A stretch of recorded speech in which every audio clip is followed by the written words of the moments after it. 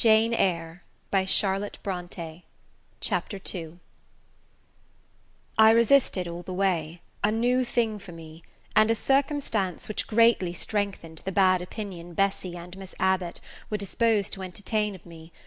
The fact is, I was a trifle beside myself, or rather out of myself, as the French would say. I was conscious that a moment's mutiny had already rendered me liable to strange penalties, and, like any other rebel slave, I felt resolved in my desperation to go all lengths. "Hold her arms, Miss Abbot, she's like a mad cat." "For shame, for shame!" cried the lady's maid.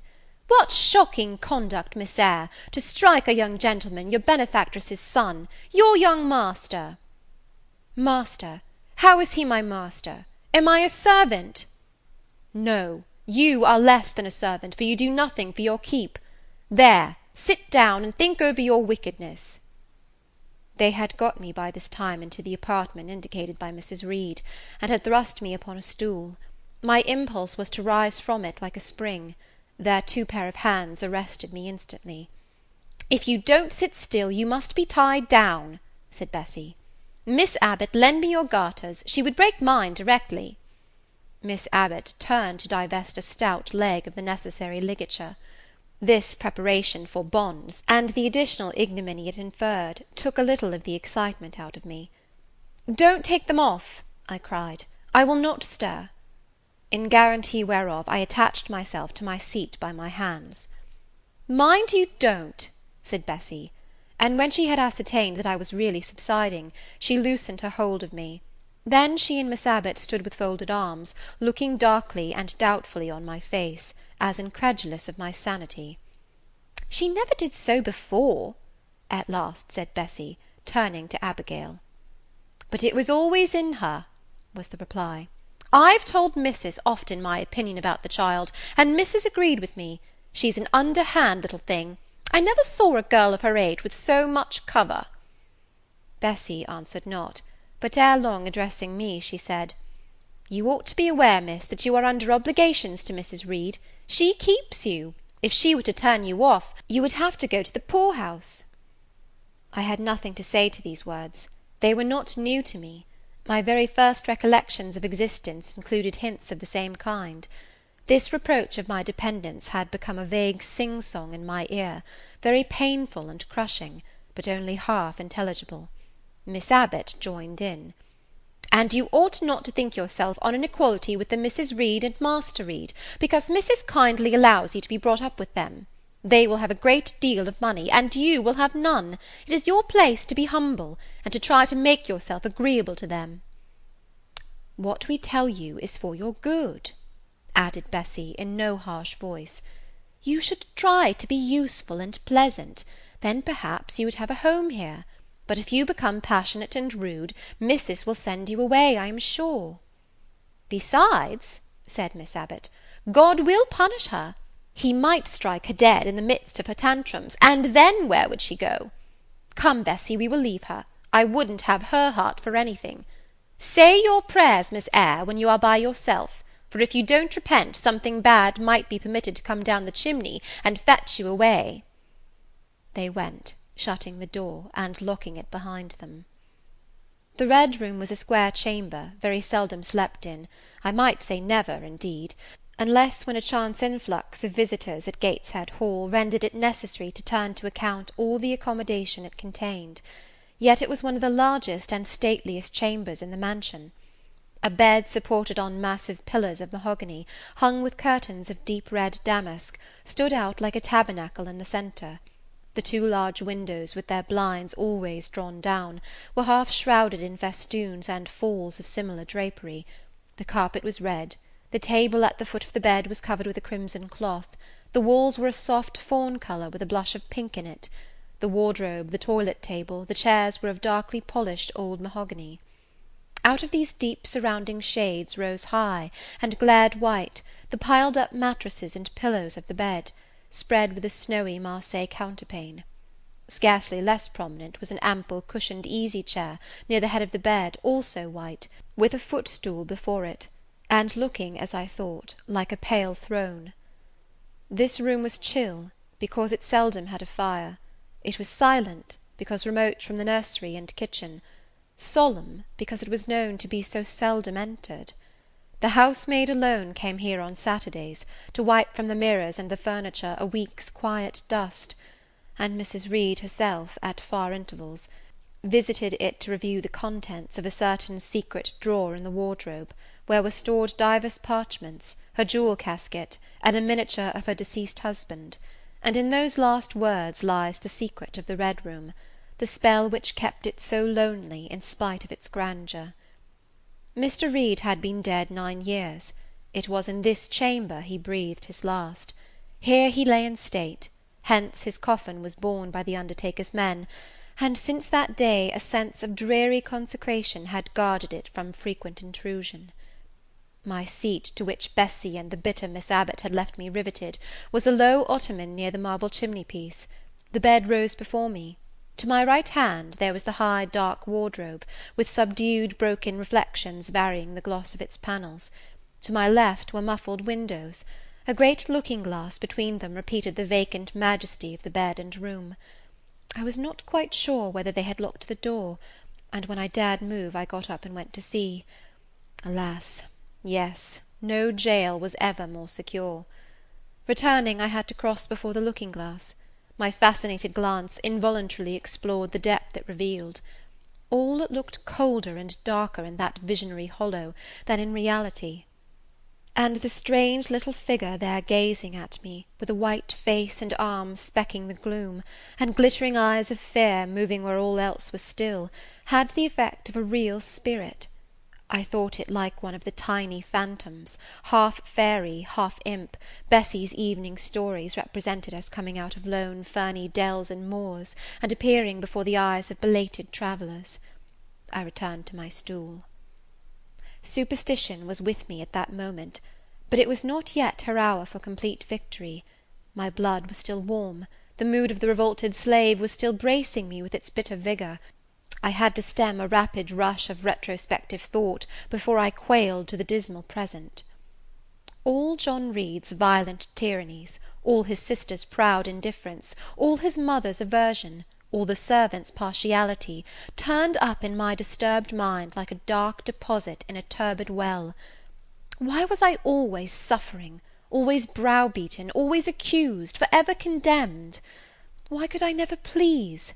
Why was it useless to try to win any one's favour? Eliza, who was headstrong and selfish, was respected. Georgiana, who had a spoiled temper, a very acrid spite, a captious and insolent carriage, was universally indulged. Her beauty, her pink cheeks and golden curls, seemed to give delight to all who looked at her, and to purchase indemnity for every fault. John no one thwarted, much less punished, though he twisted the necks of the pigeons, killed the little pea-chicks, set the dogs at the sheep, stripped the hothouse vines of their fruit, and broke the buds off the choicest plants in the conservatory. He called his mother old girl too; sometimes reviled her for her dark skin, similar to his own; bluntly disregarded her wishes, not unfrequently tore and spoiled her silk attire, and he was still her own darling.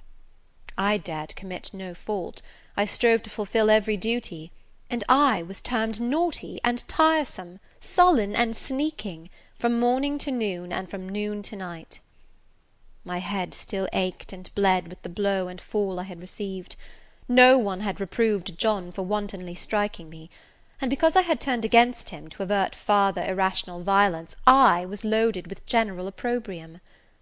Unjust, unjust, said my reason, forced by the agonizing stimulus into precocious though transitory power; and resolve, equally wrought up, instigated some strange expedient to achieve escape from insupportable oppression, as running away, or, if that could not be effected, never eating or drinking more, and letting myself die.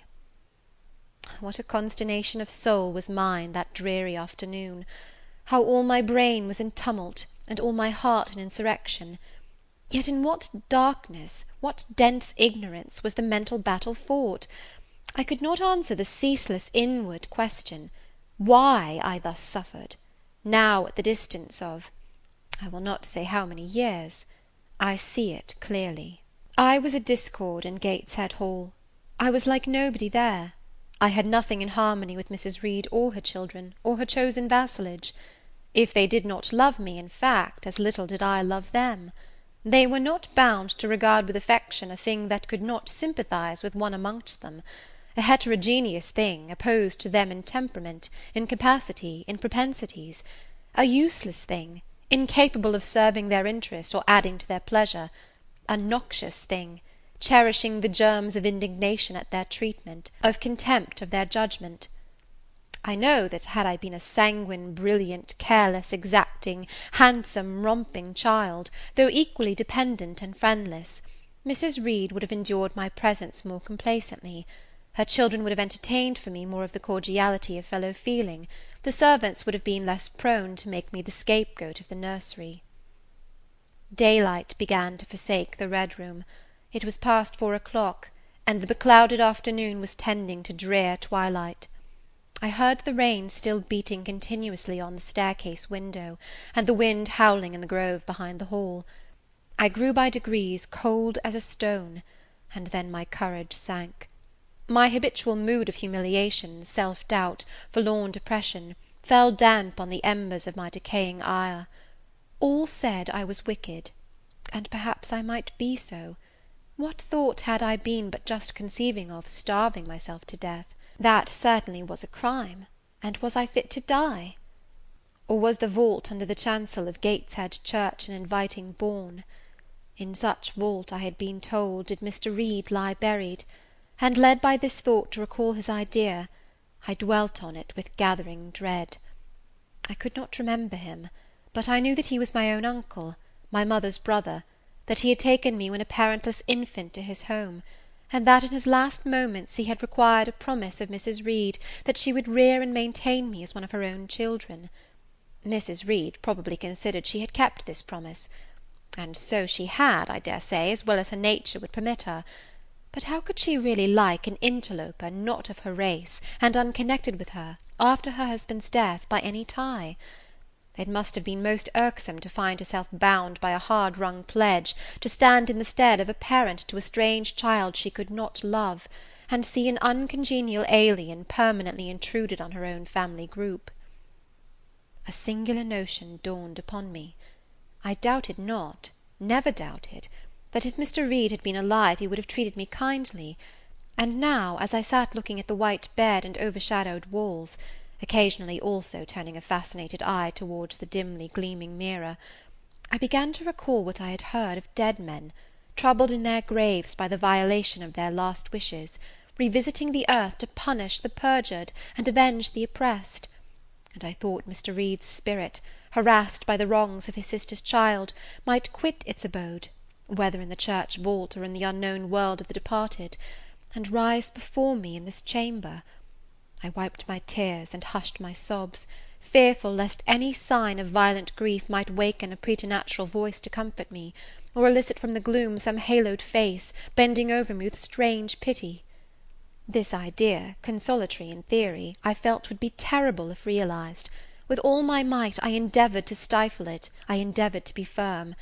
Shaking my hair from my eyes, I lifted my head and tried to look boldly round the dark room. At this moment a light gleamed on the wall. Was it, I asked myself, a ray from the moon penetrating some aperture in the blind? No, moonlight was still, and this stirred. While I gazed, it glided up to the ceiling and quivered over my head. I can now conjecture readily that this streak of light was, in all likelihood, a gleam from a lantern carried by some one across the lawn. But then, prepared as my mind was for horror, shaken as my nerves were by agitation, I thought the swift darting beam was a herald of some coming vision from another world. My heart beat thick, my head grew hot, a sound filled my ears which I deemed the rushing of wings, something seemed near me, I was oppressed, suffocated, endurance broke down. I rushed to the door and shook the lock in desperate effort. Steps came running along the outer passage. The key turned. Bessie and Abbot entered. "Miss Eyre, are you ill?" said Bessie. "What a dreadful noise! It went quite through me," exclaimed Abbot. "Take me out! Let me go into the nursery!" was my cry. "What for? Are you hurt? Have you seen something?" again demanded Bessie. "Oh, I saw a light, and I thought a ghost would come." I had now got hold of Bessie's hand, and she did not snatch it from me. "She has screamed out on purpose," declared Abbot in some disgust. "And what a scream! If she had been in great pain, one would have excused it, but she only wanted to bring us all here. I know her naughty tricks." "What is all this?"